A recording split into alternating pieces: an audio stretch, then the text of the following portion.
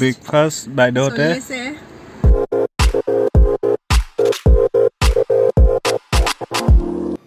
নমস্কাৰ, স্বাগতম জনাইছোঁ আপোনালোক সকলোকে লক্ষীপ্ৰিয়াৰ আন এটি ব্লগলৈ।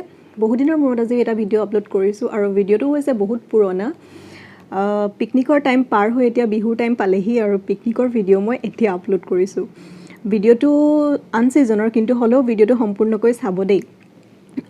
এয়া দেখিছে গাড়ী ফুল লোড আমাৰ তাত বনাই খোৱাৰ প্লেন, সেইকাৰণে যি য'ত বস্তু লাগে কেৰাহী চেৰাহী খৰি বাচন বৰ্তন চব লৈ লোৱা হৈছে আৰু এয়া জাৰ্ণি আমাৰ অলমষ্ট ষ্টাৰ্ট হৈ গ'ল। আমি গৈ আছোঁ পাছিঘাট, অৰুণাচল প্ৰদেশ। এয়া মোৰ হাজবেণ্ড, লগত তেওঁৰ কালিগ, তেওঁৰ ৱাইফ আৰু মই। আহি এয়া আমি বগীবিল ব্ৰিজ পাইছোঁহি। খুবেই ধুনীয়া লাগিল পৰিৱেশটো।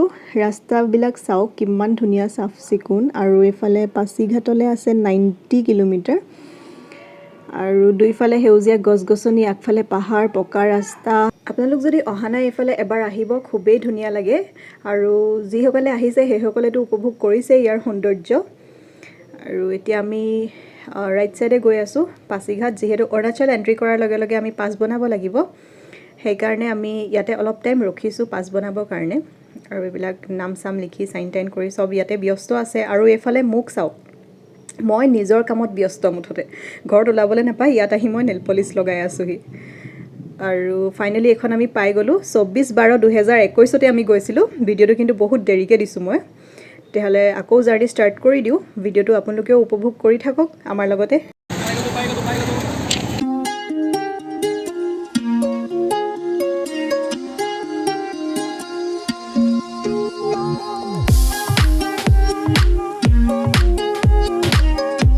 এই ফিল্ডখনতে এখন মেগা এক্সপ' হৈ আছিলে, ভাবিলোঁ সৰুকৈ ক্লিপ এটা ৰাখি থওঁ আপোনালোকক দেখুৱাবৰ বাবে। আৰু এয়া ৰাস্তাই ঘাটে এনেকৈ ফ্ৰেছ আৰু লোকেল কমলা ইয়াত খুবেই সহজভাৱে পোৱা যায়।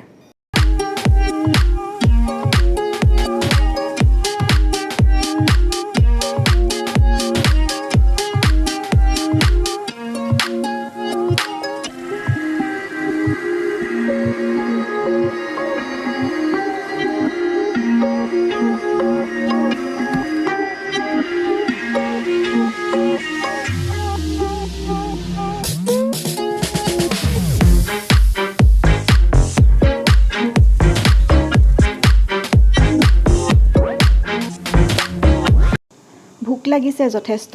ইয়াত ৰখিছিলোঁ যেতিয়া ভাবিলোঁ এইখন ব্ৰিজতে ব্ৰেকফাষ্টটো কৰি লোৱা যাওক। এয়া ব্ৰেকফাষ্ট আমি ৰেডি কৰি আছোঁ। ব্ৰেড, জাম, বইল ডিম, লগত আছে চাহ আৰু মায়ে দি পঠিওৱা জলকীয়া আচাৰ। সময় যথেষ্ট হৈছিল, আমাৰ এইখিনিতে প্ৰায় 10:30মান হৈ গ'ল। আৰু এইফালে চাওক কিমান ধুনীয়া ইয়াৰ চাৰিওফালৰ পৰিৱেশটো। এইখন হৈছে চিয়াং নৈ আৰু এনেকুৱা লাগিছিল যেন ইয়াতে ৰৈ যাম থমকি আৰু ক'লৈকো নাযামেই, আগবাঢ়ি নাযামেই যেন। কিন্তু আকৌ আমাৰ জাৰ্ণি ষ্টাৰ্ট কৰি দিলোঁ, গতিকে চাই থাকক।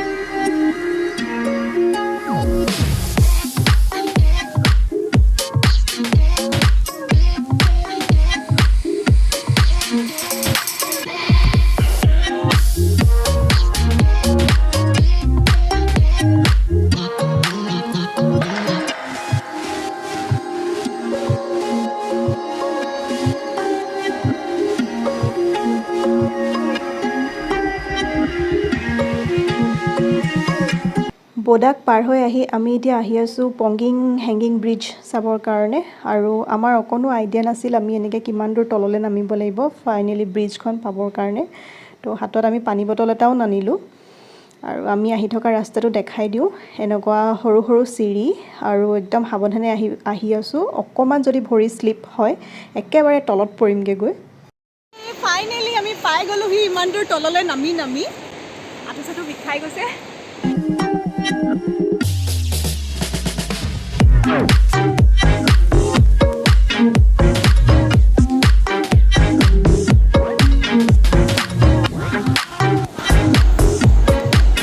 আমাৰ বাইদেউ কপি কি গৈছে হেঙিং ব্ৰিজ আহে বোলে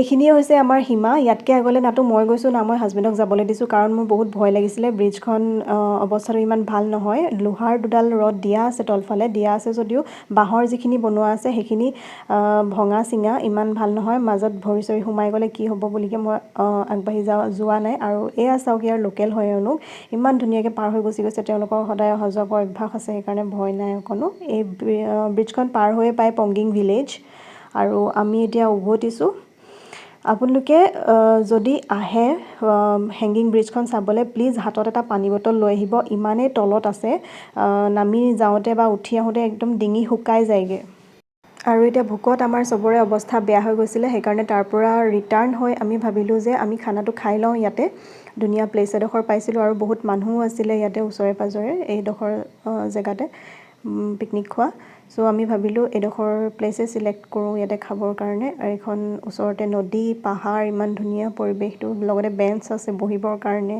চিল মাৰিবৰ কাৰণে তো ভাতটো ঘৰৰ পৰা লৈয়ে অহা হৈছে ইয়াতে মাংসটো লৰালৰিকৈ বনাই খাই বৈ আমাৰ ৱাটাৰফল চাবলৈ যোৱাৰ প্লেন আছে সেইকাৰণে আহি পাই কোনো ৰৈ থকা নাই চব কামে কামে লাগি গৈছে এইফালে উপাসনা আৰু মোৰ হাজবেণ্ডে চবতকৈ টান কামটো পিকনিকৰ চবতকৈ টান কামটো কৰি আছে সেইটো হৈছে জুই ধৰা মুকলি জেগাত জুই ধৰাটো বৰ কষ্টকৰ এইফালে ৰেডি কৰি আছে পৰ্ক ষ্টিক পোৰা মাংসৰ জুতি ল'ম এইটো গাহৰি কি হলত বনিব এইটো লাই শাকৰ লগত ব্ৰইলাৰ লগত কি আছে ব্ৰইলাৰ লগত কেপচিকাম আলু বিলাহী মাংস নিদিয়া নি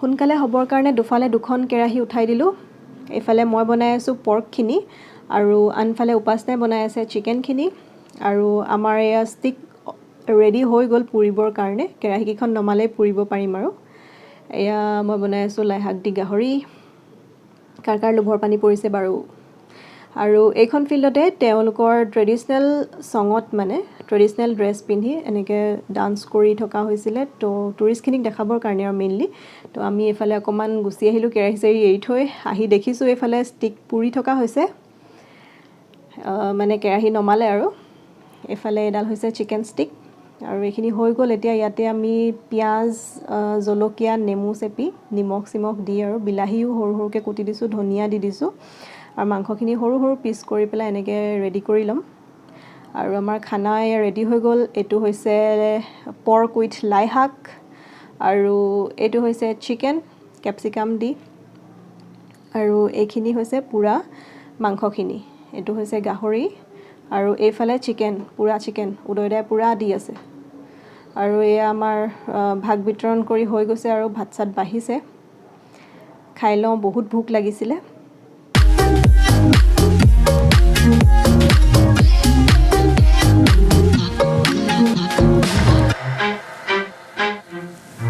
বেলি প্ৰায় ডুবু হ'ল এইখিনি বনাই থাকোঁতে আমাৰ বহুত টাইম হৈ গ'লগৈ ৱাটাৰফল চাব যোৱা প্লেন আছিলে কিন্তু এতিয়া যোৱা নহ'ব আৰু আজিৰ খানা হৈছে এয়া চিকেন গ্ৰেভি পৰ্ক গ্ৰেভি পোৰা মাংস লগত আছে চালাড আৰু নেমু আৰু যেতিয়া আৰু ক'তো যোৱা নহয় তেতিয়া ভাবিলোঁ যে ওচৰে পাঁজৰে অথনিৰ পৰা বনাই থাকোঁতে যোৱা হোৱা নাছিলে ইফালে সিফালে অকণমান ঘূৰি মেলি ফটো চটো মাৰি লওঁ তাৰপিছত আৰু আমি গৈ থাকিম